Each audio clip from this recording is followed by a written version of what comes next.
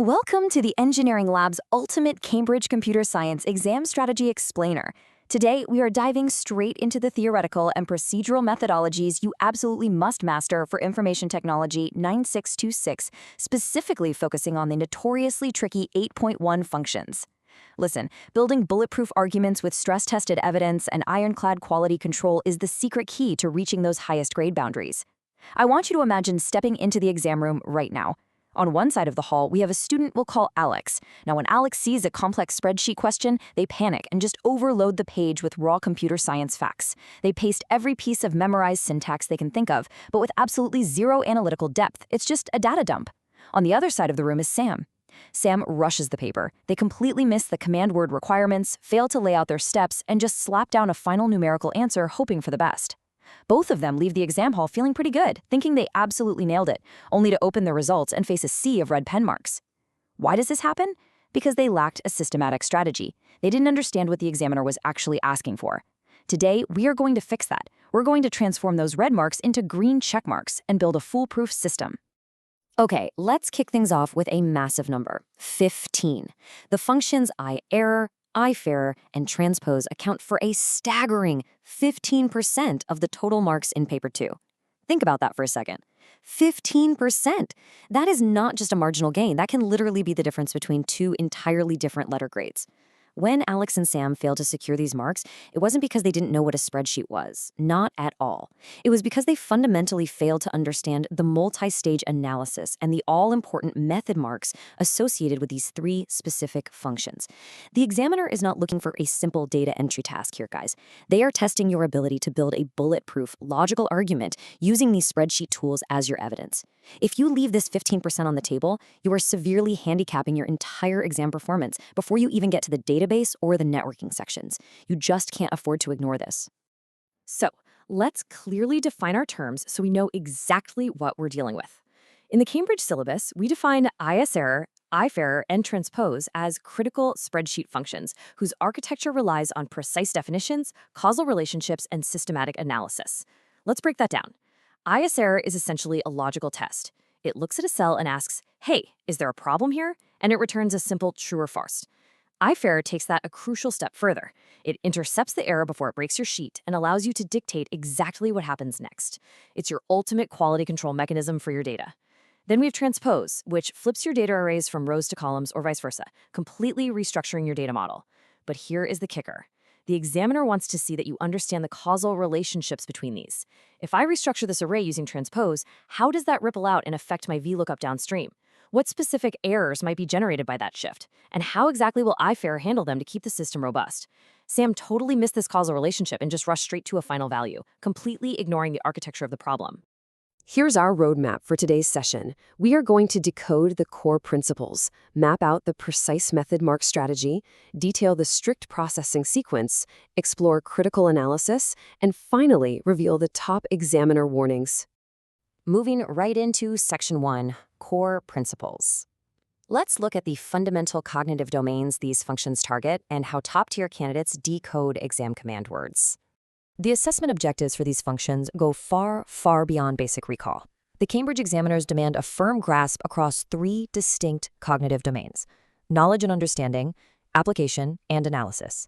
And this is exactly where we introduce the Peel framework: point, evidence, explanation, link. Whether you're sitting for 0417, 0478, 2210, 9618, or our main focus, 9626, when you are asked to analyze an if-error formula, you cannot just define it like Alex did. That will get you nowhere. You must make a clear point about what the function is doing. Then, you must provide evidence by referencing specific cell coordinates directly from the exam paper. Next, you provide a deep explanation of the logical test occurring within those parameters. And finally, you link it all back to the overarching business problem or data context given in the question. Top students structure their answers precisely this way. It's a complete paradigm shift from just memorizing definitions. Before we continue, subscribe to our YouTube channel Ace the Exams at acetheexams_IGCSE to excel in your Cambridge examinations. Click that subscribe button and hit the bell icon right now. Now, Here is a truly fascinating insight drawn directly from Cambridge Principal Examiner reports. Integrating these functions with other syllabus areas is the absolute key to unlocking the highest possible marks. This means your IFERROR function does not live in a vacuum. For example, you might be asked to nest a complex index match formula inside an IFERROR and then use transpose on the output to format it correctly for a web integration task. This is what we call a cross-topic connection. You are actively connecting spreadsheet data modeling with system analysis and design. When the examiner sees you making these high-level connections, proving that your data is stress-tested and quality-controlled across completely different modules, your mark potential instantly jumps from average to outstanding. Section 2, the method mark strategy. This concept fundamentally changes how you should approach every single complex problem on the paper. Listen closely, because this is where so many students throw away easy grades. Examiners do not just want the final number. They award specific, heavy marks for the systematic process and the evidence-based reasoning you use to get there. Remember Sam? Sam had a final answer focus. Sam looked at the question, calculated the transposed array in their head or scribbled it on some scratch paper, and just wrote down the final output values in the answer box. Guess what? 0 method marks awarded. Why? Because there's absolutely no proof of the logic. Method mark focus means you write out the formula step by step. You explicitly define the array coordinates, you explicitly state the error handling criteria. You are proving your methodology to the examiner every step of the way. You are showing them the skeleton of your argument. If you do this, and you make a tiny, silly mathematical slip right at the very end, but your method is perfectly documented, you still secure the vast majority of the marks. This is exactly how you build a bulletproof argument in computer science. Section 3, Processing Sequence. This is the strict technical methodology and procedural framework required to consistently capture those crucial method marks. What you're looking at here is the standardized sequence you must follow every single time you tackle a problem involving ISERROR, IFERROR, or transpose. Treat this like an algorithm. Step 1. Identify the key elements. What exact array are we transposing? What specific data might cause a calculation error? Step 2. Apply relevant principles. Step 3. Execute your analysis with incredibly clear working. This is where your PL framework springs into action. Step 4. Verify your results. Step 5. Present your answer in the appropriate format. I want you to imagine doing this live in the exam. You write the formula, you annotate the parameters, and you explain the condition clearly. Following this strict structure consistently eliminates those vague, unstructured answers that cost Alex so many points. Within that 5-step sequence we just discussed, your data interpretation skills are absolutely critical. You aren't just reading, you are required to actively extract information from texts and tables, interpret incredibly complex relationships, and formulate evidence-based conclusions. Let's make this real. If the exam scenario gives you a complex table of employee sales data that is absolutely full of missing error values, you need to extract that context immediately. You interpret that a standard average function is going to break and crash the sheet. So you draw the evidence-based conclusion that an IFERROR wrapper is required to return a 0 or a blank space, ensuring that all downstream calculations remain perfectly functional.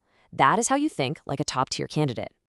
Stop scrolling. Subscribe to our YouTube channel, Ace the Exams, at acetheexams_IGCSE to excel in your Cambridge examinations.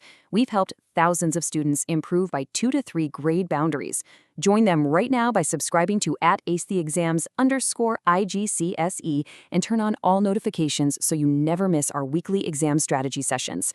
Okay, let's jump into Section 4, Critical Analysis and Evaluation. This is where we elevate your answers into the highest order assessment objectives. Consider this part of our interactive workshop. This table maps out the deconstruct, solve, evaluate problem-solving model, which provides a clear, actionable framework across descriptive, analytical, and evaluative levels. Let's do a quick mental challenge. Think about a massive, complex data table tracking global server downtimes. In the deconstruct phase, you break that table down. What exactly are the rows representing? What are the columns? Then, if the command word asks you to flip this data, you move to the solve phase systematically by identifying the transpose function and defining the exact new array bounds. Finally, and this is the step almost everyone misses, the evaluate phase. Check for reasonableness. Did your 5 by 10 matrix correctly become a 10 by 5 matrix? Are the headers actually aligned properly? When we look at a flawed sample paragraph from a student like Sam, the sentence that loses the marks is almost always the one missing this crucial evaluate step. Let's do another quick challenge, finding the flaw. When examiners ask you to evaluate evidence quality, they don't want a summary. They expect you to rigorously identify limitations and assess exactly how alternative interpretations impact your final conclusions. So if you use ISERROR in your solution, what is the inherent limitation? The flaw is that it just tells you an error exists. It doesn't actually fix the data pipeline. What assumption are you making? You're assuming the end user actually knows what to do with a true output on their dashboard. Evaluating alternative interpretations means discussing whether an ISERROR would actually be a much better, more robust choice for systemic quality control. If you can write one perfect, speed-written Peel paragraph covering these exact evaluation points, you are absolutely guaranteeing yourself top band marks. We are entering the final stretch. Section 5. Top examiner warnings. Let's look closely at the major red flags drawn directly from the Cambridge Principal Examiner reports. Pay close attention because these are the top 3 mistakes that cost candidates heavy marks every single year. 1. Being way too vague. 2. Dropping proper formatting conventions. 3. Failing to link the answer to the provided context. Mistake number 1 is classic Alex. Writing something like ISERROR checks for errors is horribly vague and gets 0 credit. Mistake number 2 is forgetting that transpose might require you to completely reapply currency or date formatting to the newly flipped columns. The software drops the formatting during the transpose, and if you forget to manually check and reapply it, you lose the presentation mark instantly. Mistake number 3 is answering a specific question about a hospital database by talking generally about spreadsheets, completely ignoring the patient data context given in the exam prompt. This is your computer science success blueprint. Presentation conventions like proper headings, correct terminology, and appropriate formats are entirely non-negotiable. A vague and generic response just lists out random formulas, but a context-specific response uses the exact cell references from the exam paper. For example, you would write, the formula equals IFERROR, open bracket, VLOOKUP A2 patient data 2 false, comma, quote, not found, quote, close bracket. This proves that if patient ID A2 is missing, the system outputs a clean not found instead of crashing the whole interface. That response has clear annotation, it uses proper professional terminology, it acts as stress-tested evidence that proves you understand the system architecture. Take this direct examiner alert to heart. Candidates consistently confuse key terminology. Always define your terms clearly before using them in extended analytical responses. Do not confuse an array with a simple range. Do not confuse a logical test with an output value. When you structure your Peel paragraph, make sure your initial point clearly defines the exact terminology you are about to use. Students who implement these computer science strategies see an average improvement of 2 grade boundaries, but only if they practice consistently with our weekly videos. Here's your final reminder. Subscribe to our YouTube channel, Ace the Exams, at @ACEXAMS_IGTC to excel in your Cambridge examinations. Subscribe right now to ACETheExams_IGCSE and click that bell. Don't let another exam pass you by. I want to leave you with this final, crucial question to keep in mind the next time you encounter an ISERROR, IFERROR, or transpose function on a past paper. Are you just trying to find the final answer, or are you proving your methodology every single step of the way? Because as we've seen today, the systematic process is exactly what the examiners are grading. You need command word decoding, strict Peel framework application, and ruthless time management to succeed. The final answer is just a destination. The method is how you prove you actually deserve to be there. Will your next exam paper just show the destination, or will it prove the journey? Drop a comment below with your target grade for computer science and the biggest challenge you're facing. Our team responds to every comment. Like and share this video with a study partner. Ace the Exams. Your Cambridge success starts here.